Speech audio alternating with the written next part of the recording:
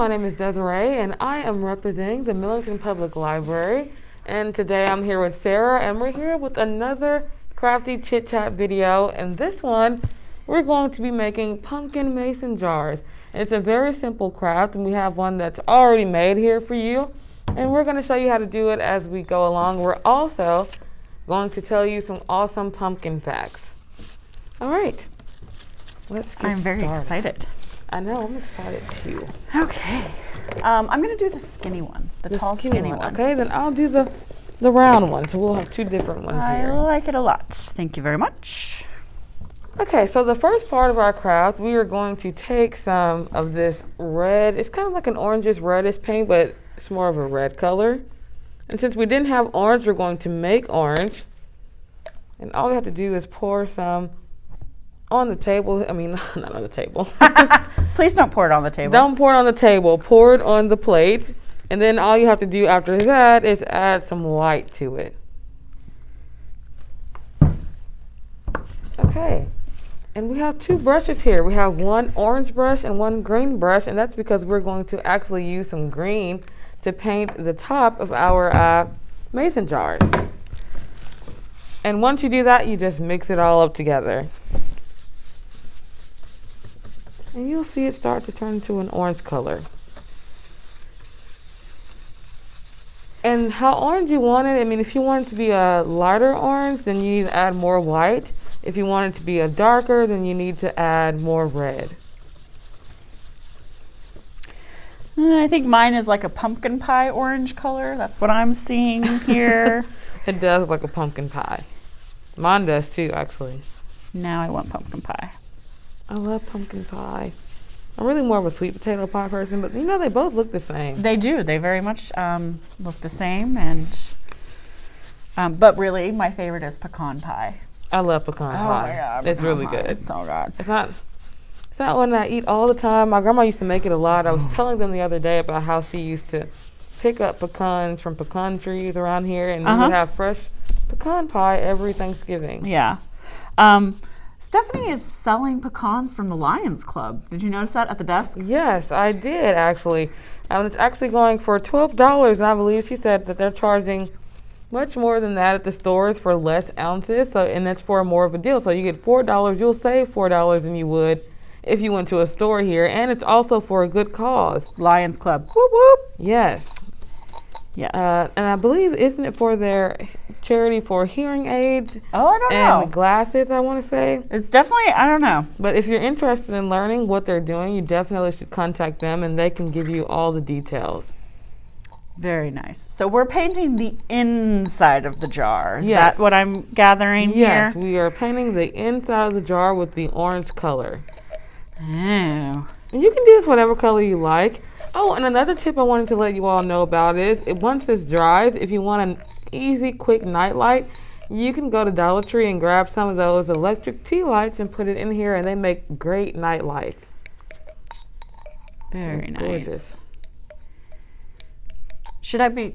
Yep. Okay, you are. I didn't know if we should be painting the top. Yes, I'm painting the top now. It might be a little dramatic because once you put the top on there, Yeah. it probably won't be seen, but I am just in case. Okay.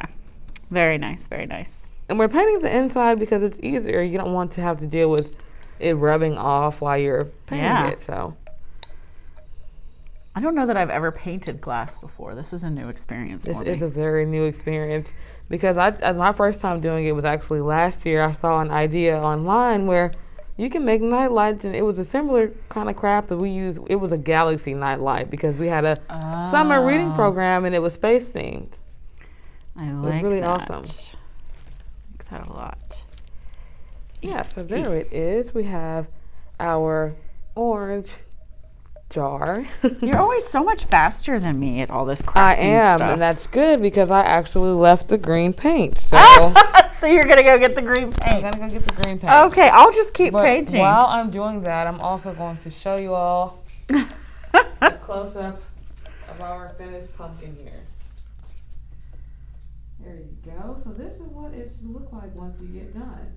So cute. It is really adorable and easy, simple fall decor. Yes. Yes, yes. Because we do celebrate Thanksgiving. We don't want to forget about that holiday, but it's so hard to not get in the Christmas spirit as soon as Halloween is over. Isn't it?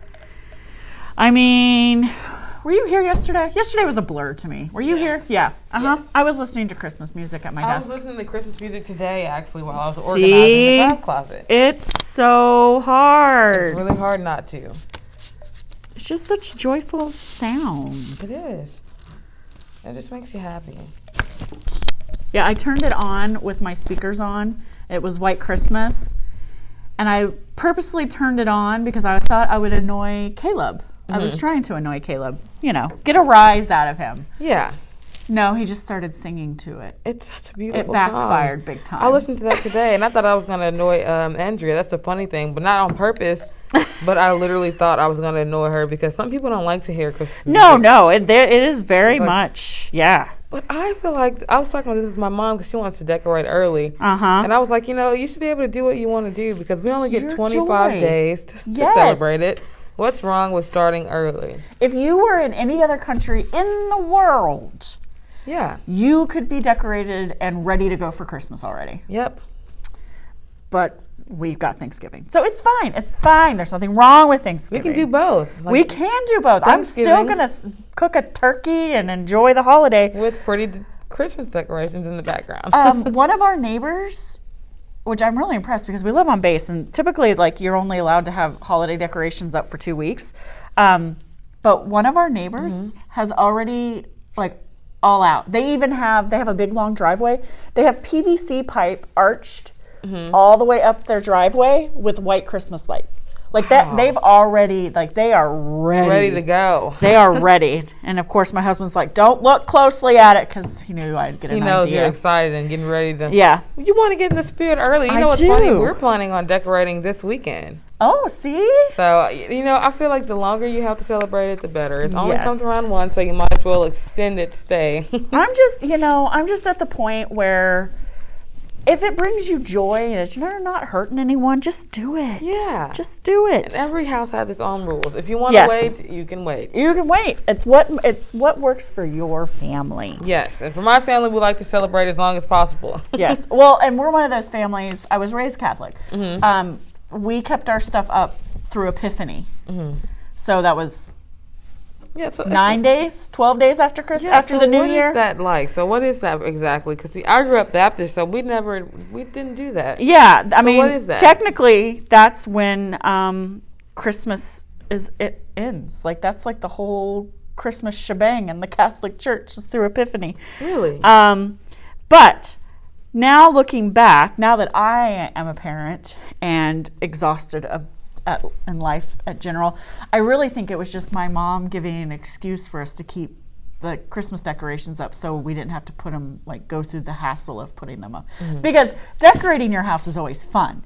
Taking it apart and putting it away is always a chore. See, yes, we would always see. Last year we ended up keeping ours up 2 weeks into January. It's hard to take it down. Yeah, well, see, that's fine. That's Epiphany. You're good. You're totally good.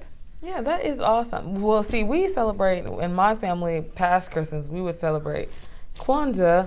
Oh, I love it. Yeah, we celebrated that, and we would have our little candles. They weren't actual candles. They were the electric ones, and they were really awesome in the window, and normally it was in my room, but now that I'm not over there, it's harder to do that because, you have to keep, work and things like that goes on, so it's harder to do that as an adult. But if there's one thing I do miss, it's definitely doing that together as a family. Yeah.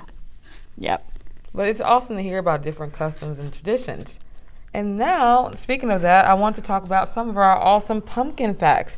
So the first one is about Circleville, Ohio, which is the home of the Circleville Pumpkin Festival, which is the largest of its kind. In 1903, Circleville Mayor George Haswell started an autumn produce festival, and pumpkins became the centerpiece of the event. The event is still held over a century later, so there you can expect to find a variety of pumpkin-flavored treats, including pumpkin donuts, burgers, taffy, and ice cream. I don't want a pumpkin burger. I don't either, but this is what they have. And I can't believe that they're still doing that 100 years later. I think that's amazing. But hey, I don't want a pumpkin burger. I'm not really a pumpkin person, so none of this would really I probably would try the ice cream. Yeah, the ice cream is probably really good. The ice cream, yeah, that sounds good. Or maybe even the taffy, but definitely I draw the line at donuts and burgers. Yeah, maybe a donut. I just don't even. I don't know. I'm not going to give it a Have lot you of ever had a donut thought burger? on this pumpkin burger. A donut burger? You never heard of it? No, I have heard of it. I've never had one. I've never had one either, but I've always wanted to. Then I have a donut burger, and I think it would be so good. The saltiness and the sweet. Jim Gaffigan has a joke about the donut ham hamburger. No, I never heard it. It's like the all-American treat, the donut ham hamburger. Like the donut ham hamburger. Like that's what you get. That's what an American will come to your store for a donut ham hamburger. I would come there for a donut hamburger. I don't know of anybody that does that, but I guess you can make one at home. Yeah. I'm thinking about I want a donut hamburger. Another one of the pumpkin facts we have is the original pumpkins were small and hard with a bitter flavor. Rather than using their nutritional and readily available seeds, pre-Columbian natives grew pumpkins for their flesh. They were among the first crops grown for human consumption in North America. Oh. So pumpkins are pretty cool. They've been here for a while. So years ago, I was going to make my first pumpkin pie from scratch. Mm-hmm. I did not look at the recipe before I started preparing my pumpkin. Mm-hmm. I thought it was the innards that made the pumpkin stuff. I never made a pumpkin pie, so how does it work? It's this. Really? It's the gourd. So you cut it. You do clean out the innards, right? And then you slice it up and you bake it. And then you, oops. Uh-oh. Well, I guess I'm done painting green. And then you it's baked. So then you can just get the meat off of the skin. Mm-hmm. And then that's what you puree up with all the good stuff. And make the pumpkin pie. Interesting. Yeah. I never knew that. Because in my family, most of the time they make sweet potato pie. I've had pumpkin pie at my friend's house, and it's actually good, but the experience is different than what I expected. Yeah. They look so similar, but they taste quite different to me. Yeah. But some people think they taste the same. I don't think so. Do you? I don't know. You bring, for our staff thing, holiday thing, you bring a sweet potato pie, I'll bring a pumpkin pie, and we'll have a tasting. Okay. Like, everyone on our staff can decide. We can do that. Do they taste alike? Do they not? That's a good idea. And we'll put a video on Facebook. Yes. And we can get some responses. And then y'all can come and let us know what you think. Yes. Alrighty. Well then, and that brings me to our next one, which is funny because they're talking about the flesh of the pumpkin. Yes. The flesh of the pumpkin. Because of their thick and solid flesh, pumpkins were great at withstanding cold, brutal weather. And this made them a great choice for times of scarcity. My dad, so every year, and I even do it as an adult, I think I've mentioned it with you, all our pumpkins, we throw them out into the yard to let them rot, and then we have our volunteer pumpkin plants. Like, it takes nothing to make pumpkin plants grow. I never knew that, you guys. Want to grow. I never knew that. They want to. So just throw your pumpkin out in the backyard, let it rot, and next fall you will have your own pumpkins. Man, I think I should do that once I get me a home. I'm going to tell my mom because she has a garden, and she probably doesn't even know that she can do that because we carved a lot of pumpkins for this Halloween for her house decor, her home decor, and it was really beautiful. And I don't know what she ended up doing with them, but I should call her and ask her. Yeah. Because that would be a good idea. So I have one more fact. Okay. Mine is that archaeologists discovered the oldest domesticated pumpkin seeds in the Oaxaca highlands of Mexico. Pumpkins are believed to have originated in Central America over 7,500 years ago. That's pretty impressive. Yes, it is. They've been around for quite some time. Oh my God.